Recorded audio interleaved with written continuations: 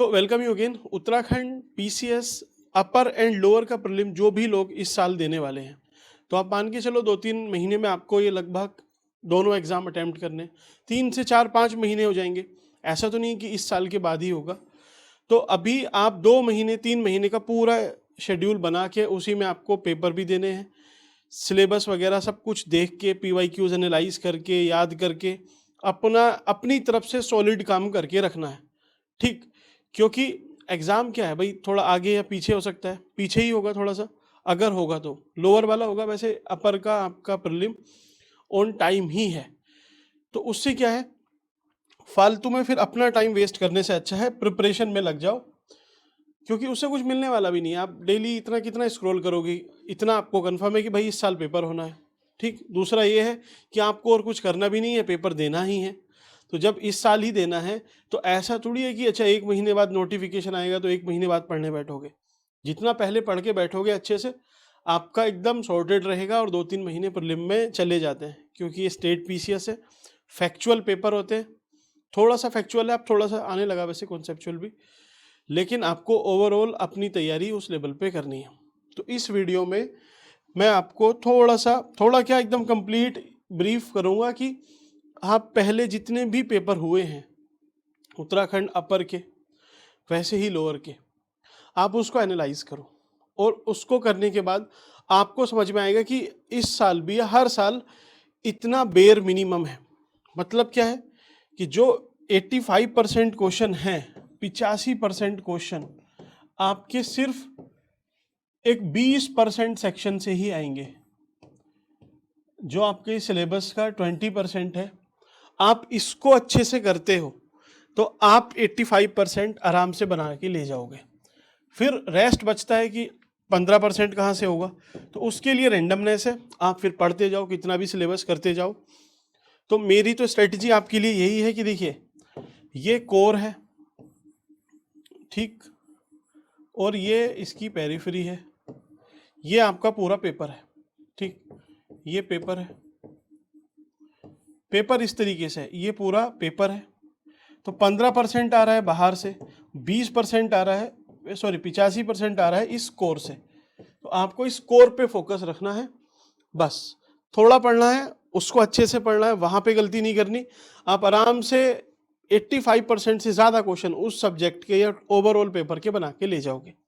पहली चीज़, हम हिस्ट्री से स्टार्ट करें। हिस्ट्री हिस्ट्री है ना, आप चाहेंगे तो मैं आपको एग्जाम्पल भी देता चलूंगा इसमें। अब हिस्ट्री में देखो क्या पूछता है। आप पहली चीज देखिए, Indus Valley Civilisation. Indus Valley Civilisation सब लोग तैयार करते हैं, है ना। तो एक बेसिकली सबकी तैयार रहती है, लेकिन इसमें आपको थोड़ा जो साइट्स होती हैं, है ना, राखी गढ़ी और हड़प्पा, मोहनजोदारो, ठीक है, धोलावीरा, इन साइट पे ज़्यादा फोकस रखना है। बाकी Indus Valley Civilisation in general आपको ये तैयारी करनी है, क्योंकि मेंस में भी आपकी आती है। तो यहाँ पूरा फोकस रहेगा। पहला टॉपिक लिख लेना पेपर पे, सिलेबस इसको लिखते जाओ एक पेपर पे, फिर बाद में काटते चलना कि अच्छा ये मेरा हो गया, ये हो गया, ये हो गया। और जब हो जाए तब पीवाईक्यूज अटेम्प्ट करके देखो कि भाई बन रहे हैं नहीं बन रहे हैं। अगर नहीं बन रहे हैं क्वेश्चन, उसके बाद मतलब इंडस वैली सिविलाइजेशन थोड़ा और अच्छे से पढ़ना है। दूसरा, आपको वैदिक काल है ना, उसमें जो अर्ली वैदिक और लेटर वैदिक, वैदिक इसका ना कंपैरिजन ड्रॉ करना है। एक चार्ट बना लेना कि अच्छा अर्ली में सब कुछ अच्छा अच्छा अच्छा अच्छा लगभग था, लेटर में आके बेकार हुआ। इसको याद रखना है, बहुत काम की चीज़ है। आपके आराम से यहाँ से हर बार क्वेश्चन पूछता है। साथ ही साथ इसमें चलती है फिलोसफी, ठीक, वैदिक फिलोसफी। तो पहले तो एक आप क्रोनोलॉजी इसमें याद ही करोगे, क्या है वैदिक लिटरेचर की। वैदिक लिटरेचर कि सबसे पहले वेद, उनके उपवेद, ठीक है, ब्राह्मण्स, उसके बाद आपके उपनिषद, ये सब आपको क्रोनोलॉजी में देखने हैं। बस क्रोनोलॉजी में कि सबसे पहले ये वेद दिखाएंगे, 4 वेद हैं उसमें, फिर उनके उपवेद हैं, फिर ब्राह्मण हैं, आरण्यक हैं जो जंगल में जाके पढ़े जाते हैं, ठीक है। तो इस तरीके से आपने वैदिक लिटरेचर देखा, वैदिक साहित्य, इसकी दर्शन जो 6 दर्शन है, सांख्य, योग, न्याय, एक एक लाइन देखनी है बस उसके बारे में, और उसके जो प्रोपाउंडर है, किसने उसका कॉन्सेप्ट दिया, बस उतना, उससे ज़्यादा नहीं, इसकी फिलोसफी देखनी है। ठीक, ये हुआ, 2 हुए आपके, है ना। तीसरा टॉपिक, अब ऑब्वियसली थी, बड़ा तो है, लेकिन क्या करें, इसमें आपको करना है, आगे चल के थोड़ा कम हो जाएगा, इसलिए मैंने सबसे हैवी वाला पार्ट लिया आपका, जैनिज्म एंड बुद्धिज्म। इसका आपको कंपैरिजन ड्रॉ करके ही पढ़ना है, क्योंकि उसमें आपको फिर फंसा सकता है। तो जैनिज्म भाई, इसमें तीर्थंकर्स, 2-3 तीर्थंकर्स जो मेन रहे हैं, पहले वाले 23-24, ठीक, उनको अच्छे से देखना। ऐसे ही बुद्धिज्म में जो अलग अलग इसकी ब्रांचेज हैं, कि महायान, हीनयान, थेरावादी और वज्रयान जो है, ठीक है, उनको देखना है। इसको देख लेना, इनके क्या कॉन्सेप्ट है, एक टेबल ड्रॉ कर लेना, बस वहाँ से बन जाएगा। और क्या, बुद्ध में क्या है ना, इसमें जो इसकी 4 समिति हुई थी, अलग अलग काउंसिल हुई थी, वहाँ से भी पूछता है, तो एक बार उसको भी देखना।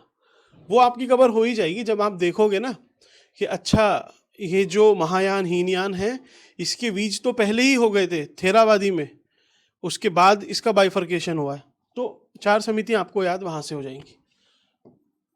अब हम चलते हैं, इसके पैरेलली है महाजनपद काल, महाजनपद काल।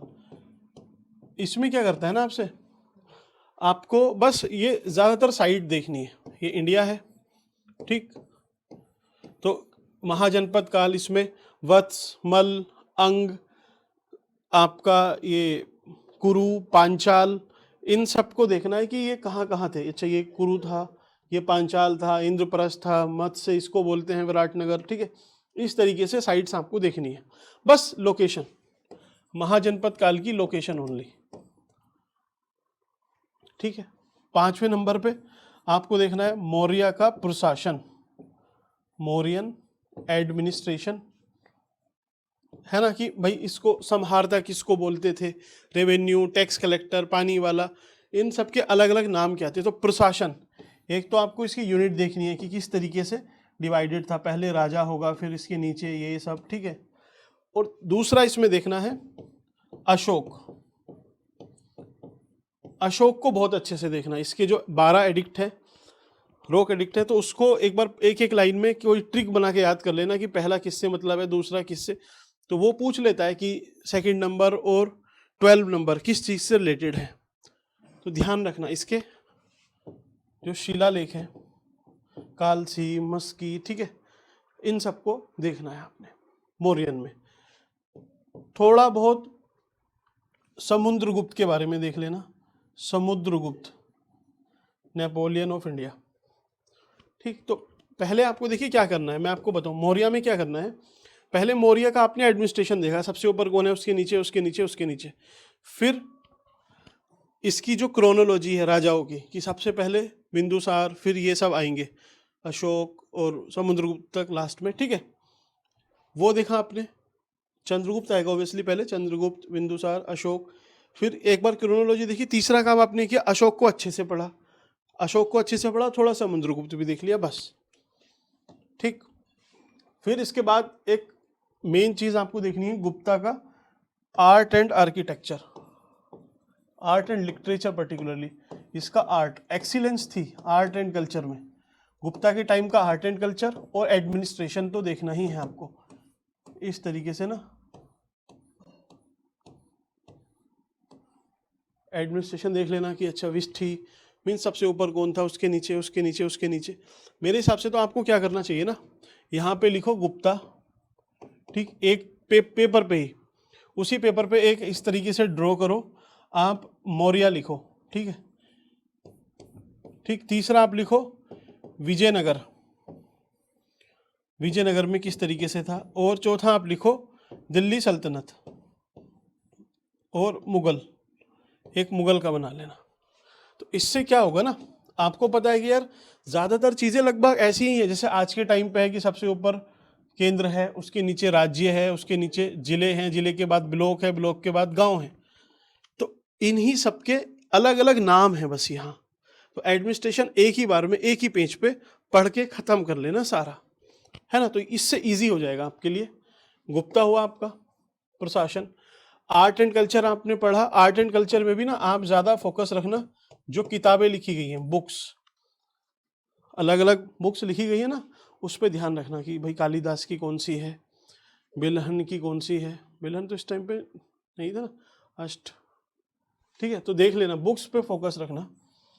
अब आपको लग रहा हो कि एक साइकिल ब्रेक हो गई, कि ब्रेक क्या हुई कि मौर्य के बाद सीधा गुप्ता पे आ गए, तो बीच का क्या करना है, तो वही मैं बोल रहा हूँ, वही है आपका रेस्ट 80% जो आपको प्रिपेयर करना होता है, इसको मत प्रिपेयर करो। इसमें तो एक ट्रिक याद कर लो, एक मिनट ट्रिक क्या, एक क्रोनोलॉजी देख लो कि भाई छोटे मोटे राजा कौन थे, तो GSK इस हिसाब से याद रख लो बस, कि भाई सबसे पहले ग्रीक, फिर शक, कुषाण और आंध्र सतवाहन, ठीक। तो मौर्य के बाद कौन आएगा, सबसे पहले ग्रीक, शक, कुषाण और आंध्र में सतवाहन, ठीक। तो इस क्रोनोलॉजी को आपने देखा, क्रोनोलॉजी पूरी करके आप आए सीधे गुप्ता पे। इनके बारे में ज़्यादा नहीं देखना, कोई एक राजा फेमस होगा तो देख लेना, अदरवाइज छोड़ देना इसको, पहले तो इसको छोड़ के ही चलना, इसको नहीं करना है, ठीक। गुप्ता हुआ। गुप्ता के बाद हर्ष को तो आपने देखना ही है। हर्ष में 2-3 चीज़ें हैं बस। पहला कि PNR देख लेना, रेलवे स्टेशन पे जो मिलता है ना आपको नंबर, कि प्रियदर्शिका, नागनंदा, रत्नावली, 3 किताब लिखी इन्होंने। बाण भट्ट, हर्षचरित लिखी उसने, ठीक है। और एक जो इन्होंने वॉर किया प्रयाग में, इलाहाबाद में, इन्होंने एक बहुत बड़ा सम्मेलन भी किया था, ठीक। बस इतना हर्ष में सिर्फ इतना, हर्ष ज़्यादा नहीं है, थोड़ा सा है, इसको बस इतना देख के ख़त्म करना। यहाँ तक आए समझ में, हर्षा हो गया। अब छोड़ दो यहाँ से आगे तक, बिल्कुल छोड़ के सीधे हमें पहुँचना है कहाँ, 3 जगह पे। पहले भाई कहाँ गया है, ठीक है, एक तरफ आप लिखो, क्या लिखना है, यहाँ पे आपको विजयनगर साम्राज्य लिखना है, विजयनगर, और इधर दिल्ली सल्तनत, इधर मुगल। तो पहले तो इसकी एक क्रोनोलॉजी देख लो, कि राजाओं की क्रोनोलॉजी वो लगवा लेता है, कभी कभी पूछ लेता है आपसे कि भाई क्या क्रोनोलॉजी थी, तो क्रोनोलॉजी एक बार देख लेना, जैसे GK तो सब लर्न है, इस तरीके से कुछ बना लेना, कुछ भी बना लेना। पहले गुलाम वंश, खिलजी, तुगलक और सैयद, लोधी, और फिर ये कौन है, ठीक। तो एक आपने क्रोनोलॉजी बनाई। दूसरा आपको याद रखना है इसका एडमिनिस्ट्रेशन, जो मैंने पहले बताया। तीसरा आपको याद रखना है इसमें, जो इसमें दरबारी थे, अलग अलग दरबारी थे ना, जैसे आमिर खुसरो, तो ये जो नाम आएंगे 2-3 आएंगे आपको, इन नाम को अच्छे से करना, ठीक, ये बहुत ज़रूरी है। एडमिनिस्ट्रेशन में आपको पता चल जाएगा कि इंटेलिजेंस वाले को क्या बोलते थे, पैसे रखने वाले को क्या बोलते थे, ठीक है, वो यहाँ से हो जाएगा बस, ज़्यादा इसमें टाइम और नहीं देना। और ठीक है, इतना ये रख लिया आपने। ऐसे ही विजयनगर प्रशासन तो आपने रखना ही है। दूसरा कृष्णदेव राय, इन दोनों से ही आपका ज़्यादातर काम हो जाएगा। इधर मुगल्स में एक क्रोनोलॉजी में आप ये देख लेना कि हुमायूं के बाद क्या है, कुछ भी ट्रिक बना लेना, क्योंकि कभी वो अरेंज करने के लिए आपसे पूछ लेना तो आप फंस जाते हो। तो क्योंकि प्रीलिम है, स्टेट का है, तो थोड़ा सा आपको वो देखना है, क्रोनोलॉजी देखना एक बार राजाओं की, कोई ट्रिक बना के याद कर लेना या लिख लेना इस तरीके से। फिर उसके बाद प्रशासन आपको देखना ही है, और इसमें इसके बाद देखना है अकबर अच्छे से देखना है। थोड़ा बहुत आपको देखना है तो जहांगीर का देख लेना, ठीक है। पेंटर वेंटर ज़्यादा है, बस ये पेंटिंग का ही ज़्यादा है, अगर जहांगीर से पूछेगा तो, ठीक। जहांगीर का नाम आए तो पेंटर मार देना, पेंटर कुछ भी है जहांगीर ही होगा, बस कभी होता है अकबर हो, ज़्यादातर इसके चांस होते हैं, ठीक, क्योंकि ये खुद भी पेंटर था। मुगल हुआ। अब इसके बीच में ना जो उत्तराखंड में देखा गया है, वो क्या पूछा है उसने, रिपीटेड उसने पूछे हैं, ये मुगल और दिल्ली सल्तनत के बीच में जो युद्ध हुए थे, कि खानवा का युद्ध, पानीपत का युद्ध, ठीक है, घाघरा का युद्ध, तो इनकी क्रोनोलॉजी पूछी हुई है। ऐसे ही लोअर PCS में एक चीज़ है, उसमें इन सब के साथ ही साथ उसने शिवाजी का एडमिनिस्ट्रेशन पूछा हुआ है। शिवाजी के अष्टप्रधान के बारे में पूछा हुआ है। ठीक, तो आपको क्या करना है, थोड़ा सा ये मुझे पता है थोड़ा सा ऑफ है, हिस्ट्री है बहुत लेंदी है, उसमें से भी आपको भाई इतना इतना तो करके ही जाना है। तो आपको देखना है शिवाजी, शिवाजी के अष्टप्रधान, अष्टप्रधान, और ये जो Bajirao, Balaji Rao first second third, इनकी क्रोनोलॉजी देख लेना, क्योंकि कई बार वो ना 1 2 3 4 इसको अरेंज करवा देगा। तो शिवाजी का ये देखना है आपको। और इसमें क्या बचता है अपना, देखता हूं मैं, कुछ बचा तो नहीं है। और 1 सेकेंड,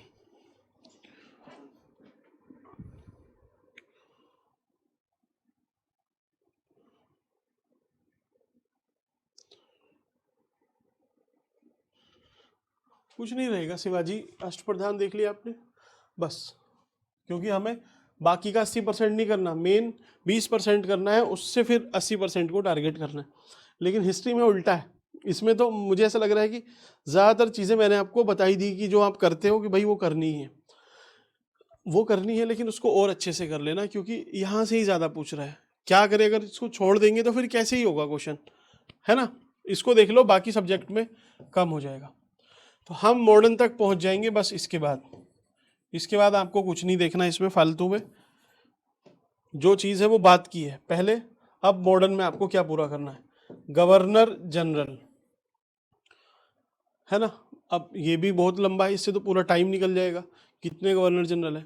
लेकिन ज़्यादातर बच्चे, आप मानो या मत मानो, जो 2-3 साल से तैयारी कर रहे हैं, वो गवर्नर जनरल की पूरी सीरीज़ वो याद करके बैठे हुए हैं, पहले कौन आएगा, उसके बाद उसके बाद उसके बाद उसके बाद उसके बाद, और आज़ादी तक उन्होंने याद किया हुआ है, 47 तक। तो आप अगर नहीं करोगे तो पीछे छूट जाओगे, आपको करना ही है गवर्नर जनरल। दूसरा, ब्रिटिश की जो सोशो रिलीजियस पॉलिसी थी, रिलीजियस पॉलिसी थी ना, है ना, इस तरीके से कि पहले इंटरफेयर नहीं करेंगे, फिर बहुत करेंगे, फिर नहीं करेंगे। तो आपको इसमें देखना है कि अलग अलग जो सभाएं बनी, आत्मीय सभा, प्रार्थना सभा, ठीक है, आपका आर्य समाज का भी उस टाइम पे होता है, अलीगढ़ मूवमेंट चलता है। तो धार्मिक जितने भी कार्यक्रम हुए उसको देखना है, गवर्नर जनरल हुए। दूसरा पूछता है आपसे एजुकेशन, एजुकेशन की पहले मैकाले, मैकाले के बाद आपका वो डिस्पैच एक्ट, उसके बाद हंटर कमीशन। तो इस तरीके से क्रोनोलॉजी में भी अरेंज करवा लेता है। तो एजुकेशन पे जो जो काम हुए, कुछ एक लगभग एक A4 शीट के आधे पेपर पे आपकी ये पूरी एजुकेशन की क्रोनोलॉजी आ जाएगी, देख लेना, ठीक है, काम किए। Education, socio religious, governor general, और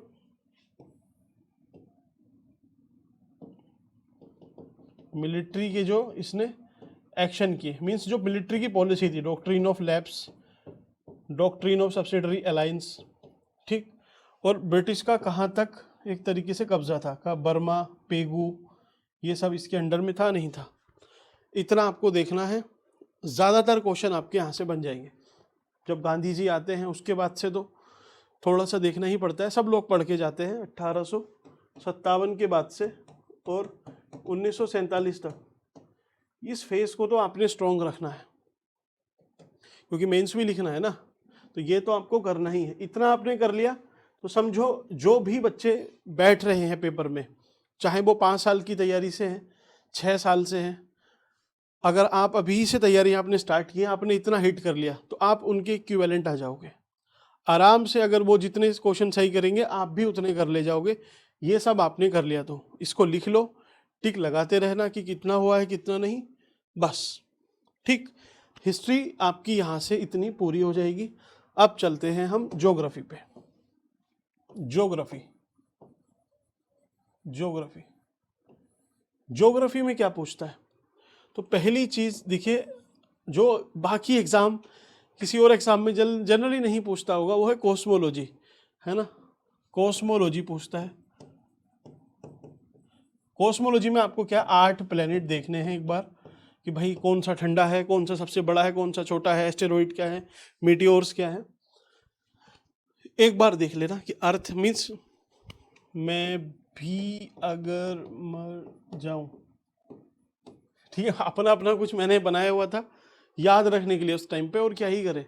तो इस तरीके से आपने क्रोनोलॉजी देख ली कि सबसे पहले कौन सा है, मरकरी है, वीनस है, अर्थ है, ठीक है, मार्स है, जुपिटर है, आपका सैटर्न है और यूरेनस है, ठीक है। इन्हीं के 4 और 4 में इसको डिवाइड कर दो तो इसके बीच में एस्टेरॉयड बेल्ट आ जाती है।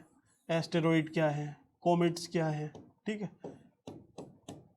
तो इसको देख लेना एक बार, कुछ ऑब्जर्वेशन भी इसमें रखना कि भाई ये सन है, ये छोटा सा कोई प्लेनेट है, फिर एक ये है, फिर एक ये है।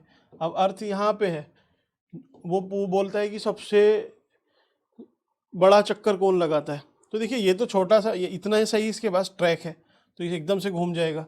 ये है, ये थोड़ा सा और टाइम लेगा तो इसको ज़्यादा और टाइम लगेगा घूमने में, अर्थ को तो और ज़्यादा टाइम लगेगा घूमने में, है ना। इस तरीके से थोड़ा सा इसमें आप देख लोगे, 8 के 8 प्लेनेट देख लेना भाई। इन शॉर्ट बात यही है।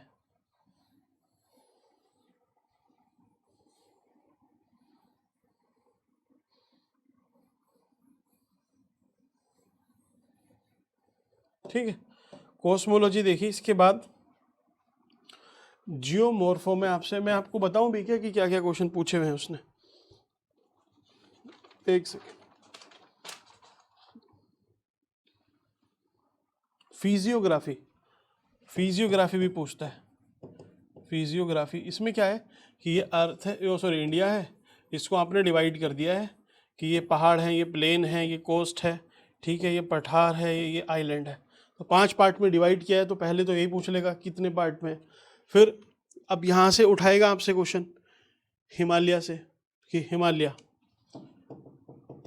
तो आपको फिजियोग्राफी में सबसे पहले हिमालय को अच्छे से देखना है। इस पे मेरी भी वीडियो है, आप देख लोगे, वहाँ से पूरा हो जाएगा, ठीक है। तो अलग अलग फोल्ड, मेन बाउंड्री थ्रस्ट या फिर HFF हिमालयन फ्रंटल थ्रस्ट, ठीक है। तो उस तरीके से क्या है, आपसे हिमालय से क्वेश्चन पूछता है, यहाँ से बार बार उसने क्वेश्चन पूछे हुए हैं जो अलग अलग फोल्ट लाइन है वहाँ से। दूसरा वो पूछ रहा है आपसे रिवर्स पे। अब रिवर्स में बोल दूं आपसे कि रिवर्स पे क्वेश्चन है, रिवर्स पे आएगा, रिवर्स तैयार कर लो।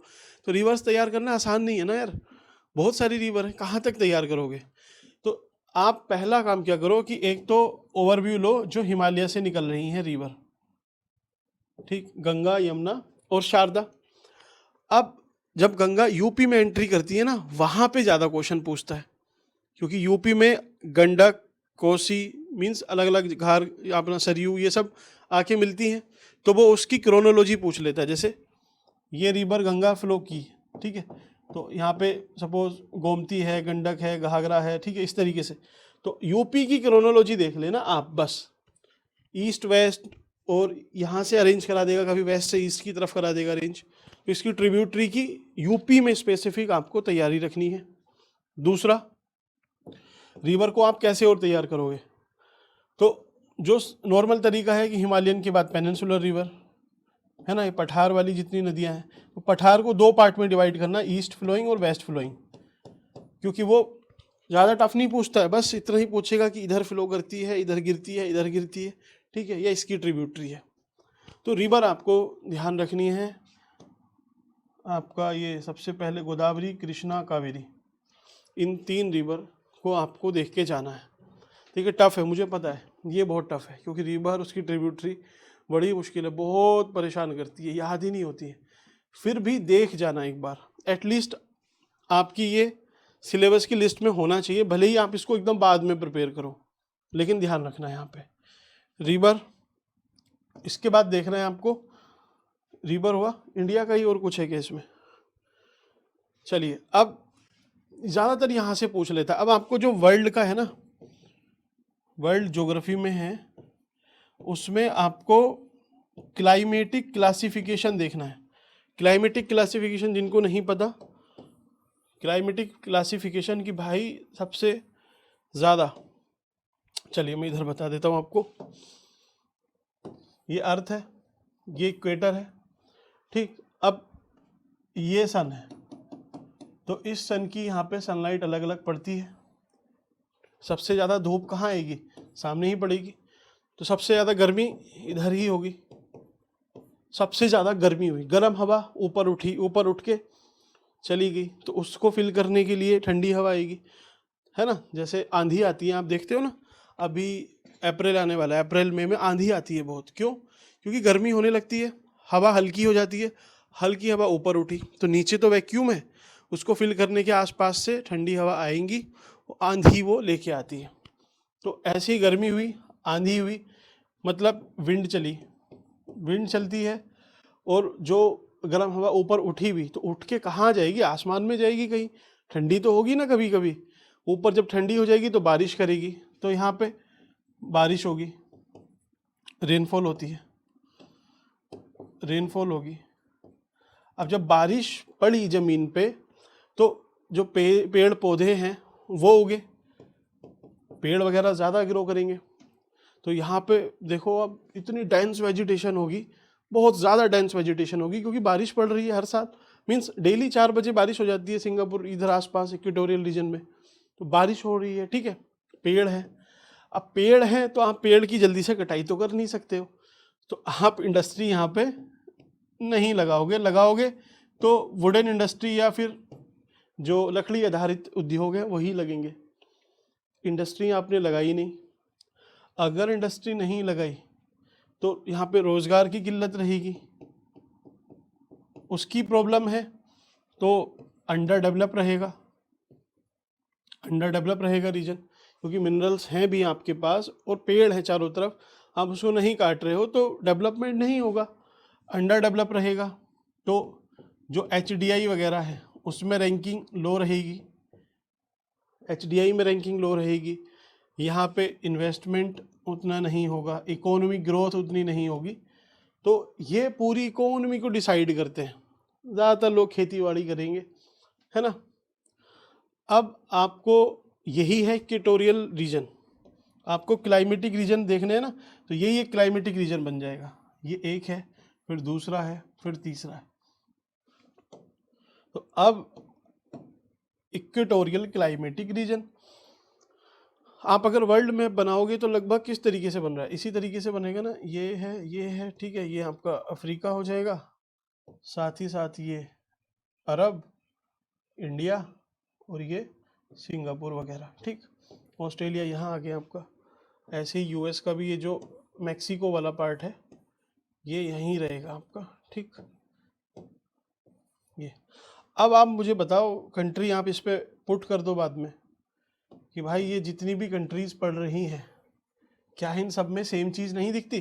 क्या इधर अफ्रीका में गर्मी नहीं है ज़्यादा, बारिश भी होती है कुछ जगह पे, पेड़ है ज़्यादा है, इंडस्ट्री नहीं है, ठीक है, उसी की वजह से अंडर डेवलप है, HDI में रैंकिंग ख़राब है और इनोवेशन वगैरह का तो कोई मतलब ही नहीं है, इकोनॉमिक ग्रोथ कम है, और डेवलपिंग कंट्रीज़ ये होंगी। इंडिया की भी कंडीशन देख लो आप मैक्सिको इधर ये कंडीशन देख लो इसकी, इन पूरे अरब इस कॉन्टिनेंट की देख लो।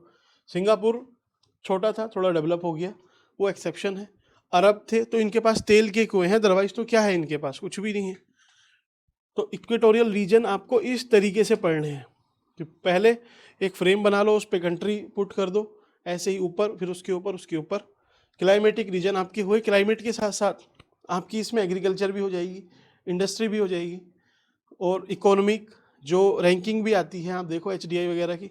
अब आपको पता रहेगा कि भाई सबसे कम कहाँ होगी, हमें नहीं पता, स्कैंडिनेवियन कंट्री आप नहीं मारोगे कभी भी। इस तरीके से आप पढ़ लेना क्लाइमेटिक रीजन।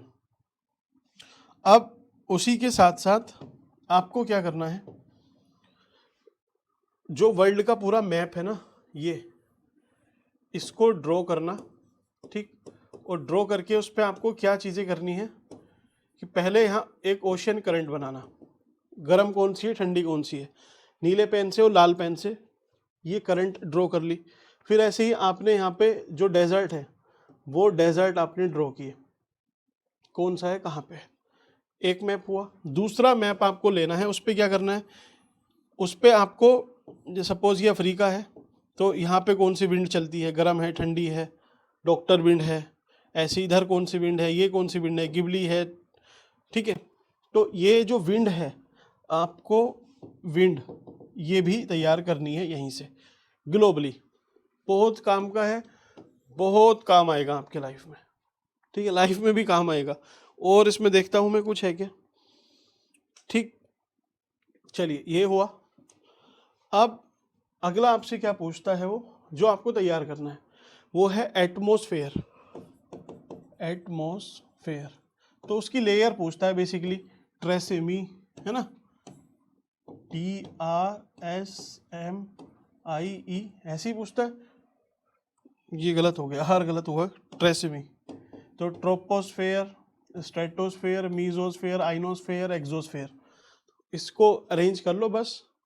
और पता है कि यहाँ पे क्या हो रहा है, कम हो रहा है टेम्परेचर, यहाँ पे बढ़ेगा फिर कम होगा, उल्टा उल्टा उल्टा चलते जा रहा है।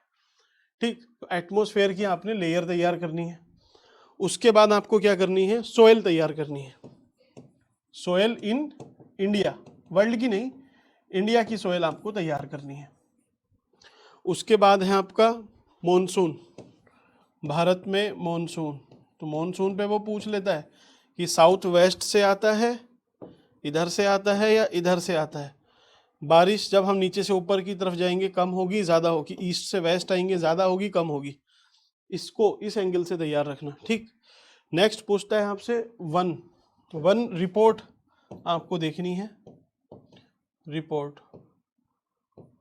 और इसी के साथ आपको देखना है कोपेन का क्लासिफिकेशन इंडिया के कंटेक्स्ट में। वो पूछ लेता है कि AWM ये क्या होता है ना, BS ये क्या होता है, कौन सी क्लाइमेट है, तो इसको ध्यान रखना है।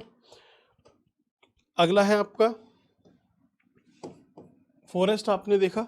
नेक्स्ट है पोर्ट, एक मैप इंडिया का ड्रॉ करना, उस पे ये 12-13 पोर्ट, कामराज, ठीक है, ये सब वीडियो भी है इस पे, चाहे तो आप देख सकते हो, याद हो जाएगा आपको उसी से। पोर्ट आपको याद करने हैं। ठीक, पोर्ट के बाद आपको देखने हैं नेशनल पार्क। नेशनल पार्क भी जो अभी लास्ट 1 ईयर में न्यूज में रहे हैं वही पूछता है ज्यादातर, नेशनल पार्क। बाकी आपका ये सब हुआ मिनरल्स, करंट। हाँ, एक लास्ट बचता है मिनरल्स। इंडिया का एक मैप ड्रॉ कर लेना, कौन सा मिनरल्स कहाँ मिलता है, वहाँ पे मैपिंग कर लेना उसकी। ठीक है, ये यहाँ पे है बस। बाकी इसका करंट रहेगा, करंट तो मैं आपको कराऊंगा ही। ठीक, यहाँ तक समझ में आया। ज्योग्राफी में इतना आपने टिक किया है या फिर तैयार किया है, आपका काम यहाँ से हो जाएगा। अब हम चलते हैं नेक्स्ट, क्या बच रहा है अपना, पॉलिटी। पॉलिटी में कितना तैयार करना है, तो पॉलिटी सबसे पहले जो पार्ट है 1 से लेके भाई 22 तक मगअप करने हैं, किसी भी तरीके से करो आप, ये करना ही है, करना ही है। दूसरा, आर्टिकल 1 से लेके 51A तक याद करना है भाई, कैसे भी करना है, करना ही है ना। यही आपकी फिर पॉलिटी का जो GS आप जब मेंस लिखोगे यही काम आने वाला है। फिर इसके साथ ही साथ आपको शेड्यूल, अनुसूची जो 12 है, 1 से लेके 12 तक, किसमें क्या है उसको तैयार करना है इसको। कोई ट्रिक बना लेना कि ओथ है, उसके बाद भाई शपथ है, नहीं मतलब पहले सैलरी है फिर शपथ है। जनरली क्या होता है कि हमें लगता है कि यार पहले ओथ लेंगे फिर सैलरी मिलेगी। अब इसमें क्या है, शेड्यूल में देखो कि पहले सैलरी की बात की गई है फिर ओथ की, तो उस तरीके से आपको शेड्यूल 12 के 12 याद रखने हैं, याद होते भी हैं जनरली। और इसमें देखते हैं आर्टिकल, तो 1 से 51 तक मैंने बोल दिया। एग्जाम्पल के लिए मैं आपसे बताऊं, देखिए इसने पूछा हुआ भी है, आर्टिकल 19 पे पूछा है, 2025 में पूछा है शायद, आर्टिकल 19 पे पूछा है, आर्टिकल 19 पे पहले ही पूछ चुका है। ऐसे ही 66 पे इसने पूछा है कि इससे संबंधित है, 32 में पूछा हुआ है। ठीक, आर्टिकल 123 के बारे में पूछा हुआ है, ऑर्डिनेंस के बारे में। तो ये आपको तैयार करना है। अब देखिए 19, 32 ये तो आप कर लोगे, फिर ये 66 और 23 इसको कैसे तैयार करोगे ना, आर्टिकल आप बता दो कि फिर क्या तैयार करना है। तो मैं आपसे बोल रहा हूँ, चलिए लिख लेना आप इसको, कौन कौन से आर्टिकल आपको तैयार रखने हैं। प्रेसिडेंट के,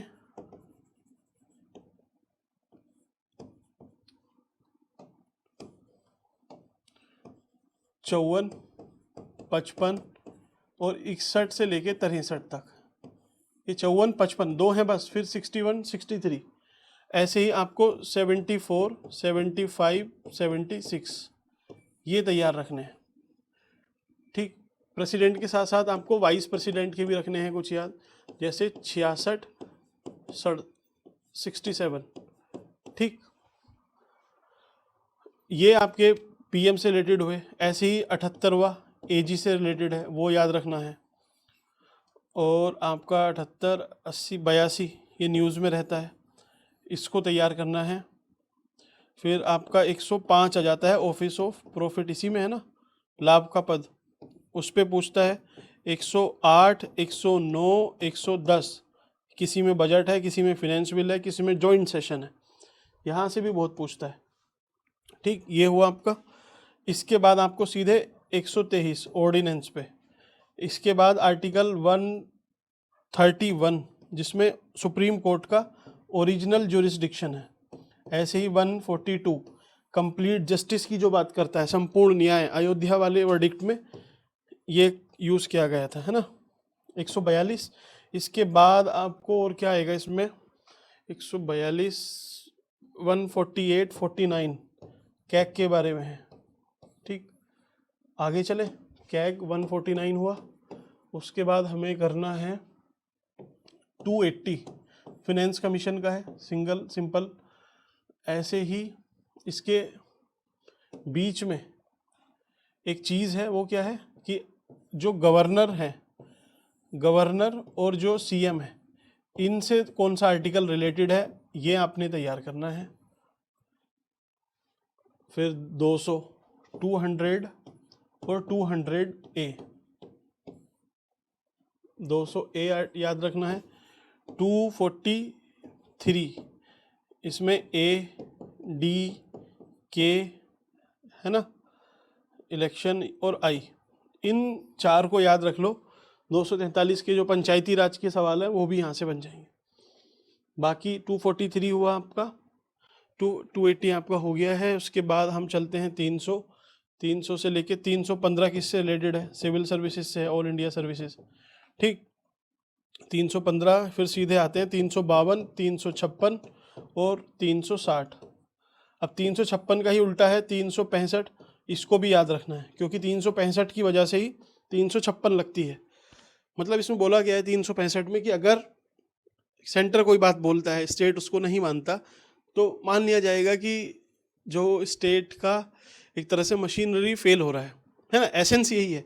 तो उसकी वजह से ये इन्वोक कर सकते हैं आर्टिकल 356। कई बार सेंटर जब भी चाहे इसको यूज़ करके लगा देता है कि हमें लग रहा है कि जो मशीनरी है वो फेल हो रही है, तो हम 356 लगा रहे हैं। ध्यान रखना, 365, 65 और 368 याद रख लो अमेंडमेंट के बारे में। बस इतना, ये आर्टिकल मैंने आपको सारे बता दिए, फालतू में आप कंफ्यूज होते क्या करना है क्या नहीं। ठीक, तो आर्टिकल आपके हुए। अब आर्टिकल के बाद आपसे पूछता है अमेंडमेंट। अमेंडमेंट जो की अमेंडमेंट है उसको याद रखना है। जैसे पहला बहुत इंपॉर्टेंट है, 7वां इंपॉर्टेंट है, आपका 52nd ये जिसमें वोटर की एज बढ़ी थी। ऐसे ही 69th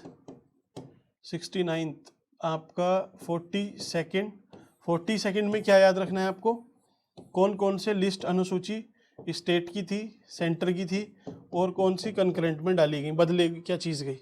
42वें में वहाँ से पूछता है। 44 तो उसका रिप्लेसमेंट था, 44, 52 अपना हो चुका है, 52। फिर इसके बाद आपको क्या तैयार करना है, 69, 42, 82nd जिसमें शिक्षा के अधिकार की बात होगी, 82nd तैयार रखना है। 91, 92 यहाँ से तो मस्ट है question, very very important. 99 NJAC का था ना, और 99 के बाद पूरा 100, 101, 102, 103, 104 EWS OBC है ना, इसमें लैंड बॉर्डर एग्रीमेंट, इस तरीके से अभी तक 100 के बाद जितने भी अभी हुए हैं, 5 हुए हैं शायद, 5, 6 जो नारी शक्ति वंदन अधिनियम, वहाँ तक तैयार रखना है कॉन्स्टिट्यूशनल अमेंडमेंट। और ये मेजर बस एक एक 2 लाइन में इसको देख लेना, ज़रूरी है। आपसे मैच द फॉलोइंग में पूछेगा, पक्का पूछेगा। ठीक, अमेंडमेंट हुआ आपका। अब देखते हैं एक्ट के बारे में ना।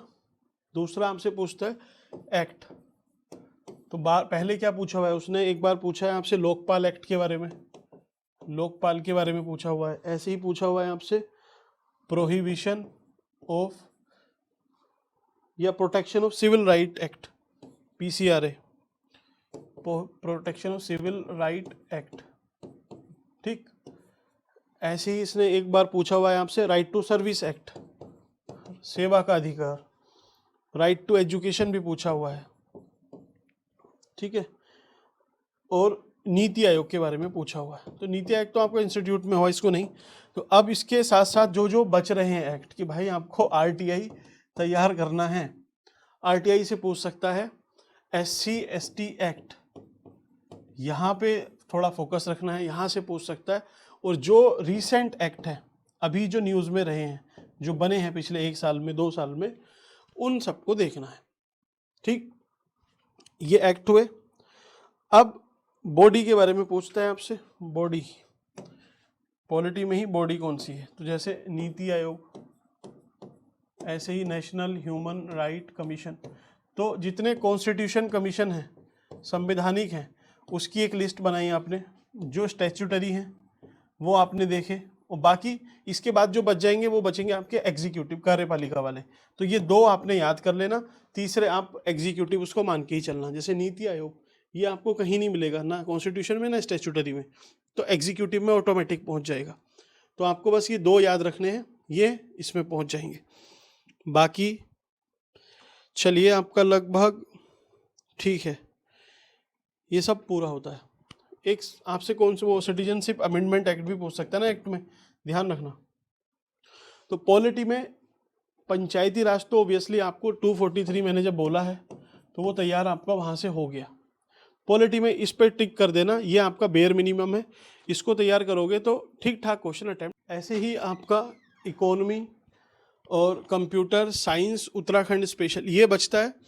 ये आपको जस्ट रेफरेंस के लिए मैंने बताया कि अगर आप इससे रिलेट कर पा रहे हैं तो ठीक है, मैं इसको पूरा कंप्लीट करा दूंगा। अदरवाइज आप अपने हिसाब से जो आपको लग रहा है कि इस तरीके से नहीं, इसी तरीके से जो हमारा सही है उससे कर सकते हो, तो आप वहाँ से भी तैयार कर सकते हो, उसमें भी कोई प्रॉब्लम नहीं है। तो चलिए मिलते हैं आपसे इसके पार्ट 2 में, जिसमें उत्तराखंड, कंप्यूटर साइंस, इकोनॉमी और क्या बचा आपका, इकोनॉमी साइंस कंप्यूटर, बस यही है। ठीक है, तो उसको भी मैं साथ ही साथ एक बार वीडियो में बता दूंगा कि कौन कौन से इंपॉर्टेंट है, क्या आपको पूरा करना है। चलिए मिलते हैं नेक्स्ट वीडियो में। Thank you.